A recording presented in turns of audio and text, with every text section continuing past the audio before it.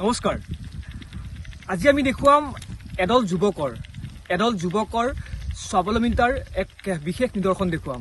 হয়, বিভিন্ন সময়ত আমি শুনিবলৈ পাওঁ, বিভিন্ন সময়ত আমি দেখিবলৈ পাওঁ যে আমাৰ বজাৰ, আমাৰ পথাৰ বহিৰা বণিক গোষ্ঠীয়ে দখল কৰিছে। কিন্তু তেনেস্থলত কলিয়াবৰৰ এডল যুৱক আৰু এডল যুৱকে নিজৰ ভৰিৰ ওপৰত থিয় দিয়াৰ এক ব্যতিক্ৰমী যি প্ৰয়াস, সেই প্ৰয়াস কৰিছে। আৰু এই যি দৃশ্য, এই ছবিখন চালে আপুনিও আপ্লুত হ'ব।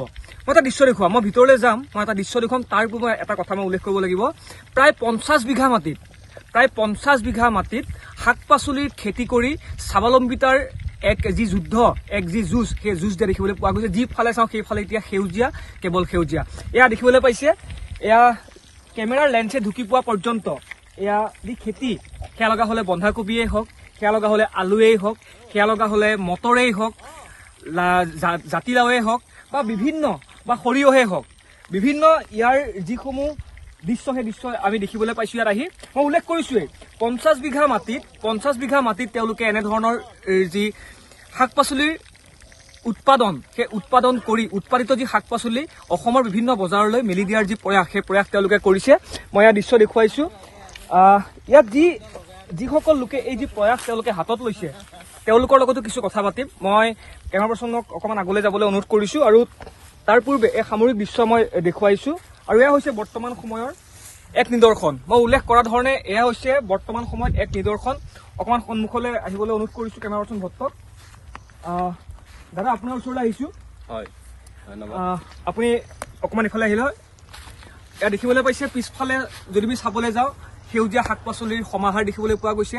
আগফালে যদি চাওঁ, বাওঁহাতে যদি চাওঁ, সোঁহাতে চাওঁ, যিফালে চাওঁ 50 বিঘা মাটিত তেওঁলোকে শাক পাচলিৰ উৎপাদনেৰে নিজৰ ভৰিৰ ওপৰত থিয় দিয়াৰ যি স্বাৱলম্বিতাৰ যি নিদৰ্শন, সেই নিদৰ্শন তেওঁলোকে দাঙি ধৰিছে। আৰু এয়া হৈছে কলিয়াবৰৰ এখন বাস্তৱ ছবি। মই আপোনাৰ ওচৰলৈ আহিছোঁ। প্ৰথমতে ধন্যবাদ। হয়, ধন্যবাদ। প্ৰথমে ধন্যবাদ মই এইবাবেই কৈছোঁ, কাৰণ যিটো সময়ত আমি শুনিবলৈ পাওঁ, যিটো সময়ত দেখিবলৈ পাওঁ, অসমৰ বজাৰ, অসমৰ পথাৰ বাহিৰৰ বণিক গোষ্ঠীৰ হাতৰ দখলত বৰ্তমান সময়ত আমাৰ যি প্ৰজন্ম, সেই প্ৰজন্মই পাহৰি গৈছে খেতি কৰাৰ। তেনেস্থলত আপোনালোকে প্ৰায় 50 বিঘা মাটিত যি ধৰণে এয়া খেতি কৰিছে, এই খেতিৰ যি আদৰ্শ আপোনালোকে হাতত লৈছে, কি ধৰণে আপোনালোকে প্ৰয়াস প্ৰথমতে মনলৈ আহিলে, বা এই যি এটা বিপ্লৱ আপোনালোকে সূচনা কৰিছে, শস্য বিপ্লৱ আপোনালোকে সূচনা কৰিছে, কি ধৰণে আপোনালোকে আগবাঢ়িম বুলি নিজকে ভাবিছে?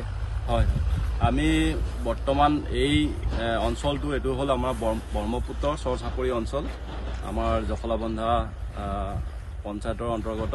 আমি এনেই ধৰক আমি দেখি আহিছোঁ যেন আমাৰ যি কৃষি কৰ্ম, এই কৃষি কৰ্মসমূহ সম্পূৰ্ণ বহিৰাগতৰ হাতলৈ ক্ৰমান্বয়ে গৈ আছে। আমাৰ বাংলাদেশী মূলৰ ব্যক্তিসকলৰ ওপৰত আমাৰ এই কৃষি বা আমাৰ যি সাৰুৱা মাটি, এই সাৰুৱা মাটিখিনি তেওঁলোকে ক্ৰমান্বয়ে দখল কৰি আছে।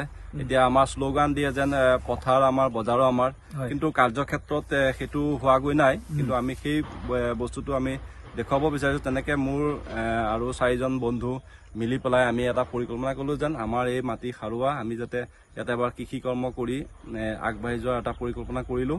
আৰু সেই ভাবিয়ে আমি ইয়াত প্ৰায় 50 বিঘা ব্ৰহ্মপুত্ৰৰ সাৰুৱা মাটিত আমি শস্য কৰিছোঁ, বিভিন্ন ধৰণৰ শস্য কৰিছোঁ। ইয়াত আমি আলু কৰিছোঁ, আমাৰ বেঙেনা কৰিছোঁ, মানে অকণমান আধুনিক কৃষি পদ্ধতিৰে 4000 জোপা খুব ভাল সচৰ আমি জলকীয়া ৰোপণ কৰিছোঁ। সৰিয়হ আছে, লাও আছে প্ৰায় আমাৰ 300 জোপাৰ ওপৰত, ৰঙালাও আছে, মটৰ মাহ আছে।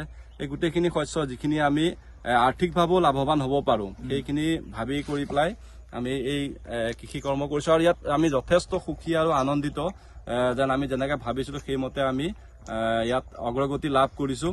আৰু বিভিন্নজনে আমাক সহায় কৰিছে। ইয়াত কৃষি বিভাগৰ ফালৰ পৰাও আমাক দিহা পৰামৰ্শ দিছে, বা তেওঁলোকে চাই কৰি আমাক যিখিনি উপদেশ দিব লাগে সেইখিনি দিছে, বা যিখিনি সা সুবিধা দিয়ে সেইখিনিও আমাক দিছে। সেই ফালৰ পৰা ধৰক আমি সহায় পাইছোঁ। আৰু মই চৰকাৰৰ ফালৰ পৰা সহায় পাইছোঁ। কৃষি বিভাগৰ পৰা অলপ কিছু সহায় পাইছোঁ, তেওঁলোকেও দিহা পৰামৰ্শ দিছে। কিন্তু দাদা, মই আপোনাৰ ওচৰলৈ যেতিয়া আহিলোঁ, আপোনাৰ ফাৰ্মখনত যেতিয়া আহিলোঁ আপোনালোকৰ, তেতিয়া বিৰাট ধুনীয়া কথা আপোনালোকে জানিব দিলে।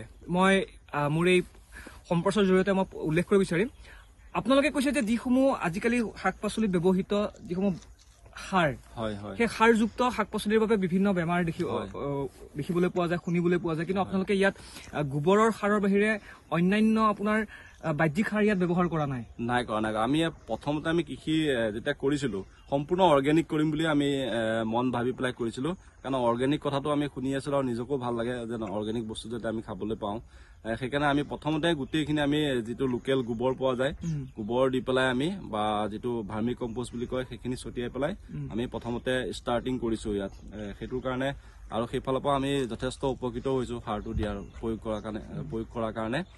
আৰু লগতে আৰু এটা কথা, মই আমাৰ এই যি নিবনুৱা যুৱক যুৱতীসকল আছে তেওঁলোকে কি আমাৰ অসমৰ যি সাৰুৱা ভূমি, এই সাৰুৱা ভূমি বাদ দি বা খেতি নকৰি বা লাজ কৰি হওক বা অন্যান্য অভিজ্ঞতা বা জ্ঞানৰ অভাৱৰ কাৰণেও তেওঁলোকে কি কৰিছে, অসম এৰি পেলাই অন্যান্য ৰাজ্যত গৈ পেলাই কৰিছে, চিকিউৰিটি কৰিছে বা বিভিন্ন ধৰণৰ সৰু সুৰা কাম কৰি তেওঁলোকে জীৱন নিৰ্বাহ কৰি আছে পৰিয়ালৰ পৰা দূৰত থাকি।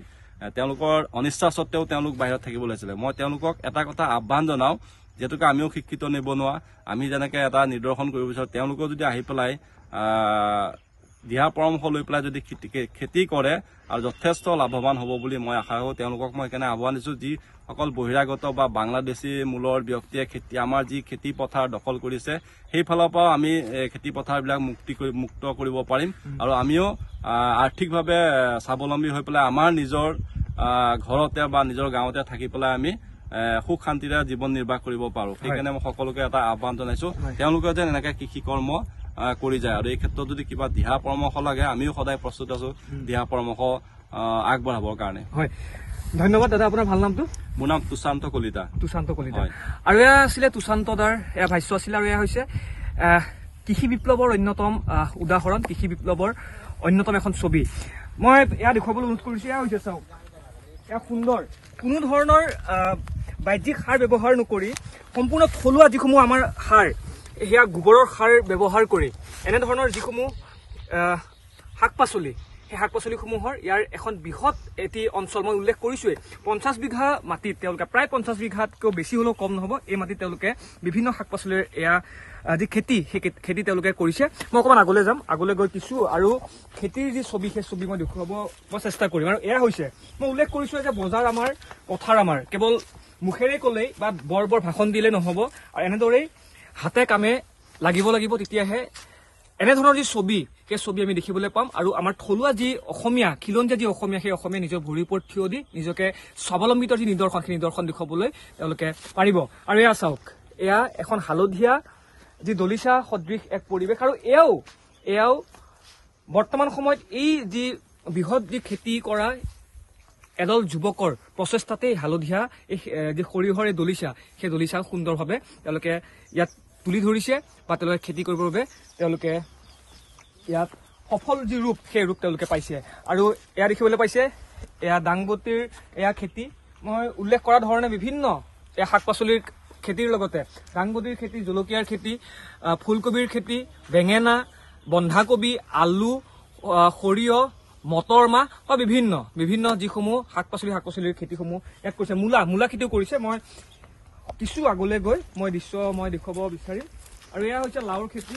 মই যদি সম্ভৱ হয় মই সেই দৃশ্য দেখুৱাবলৈ মই চেষ্টা কৰিম। এইবাবে দেখুৱাইছো যে কলিয়াবৰৰ এদল যুৱকৰ এই প্ৰচেষ্টাতে কিন্তু এনেধৰণৰ যি এই বৃহৎ অঞ্চলত তেওঁলোকে খেতি, সেই খেতি তেওঁলোকে ইয়াত কৰিছে। আৰু এয়া দেখিবলৈ পাইছে মূলাৰ খেতি, এয়া লাওৰ খেতি দেখিবলৈ পাইছে।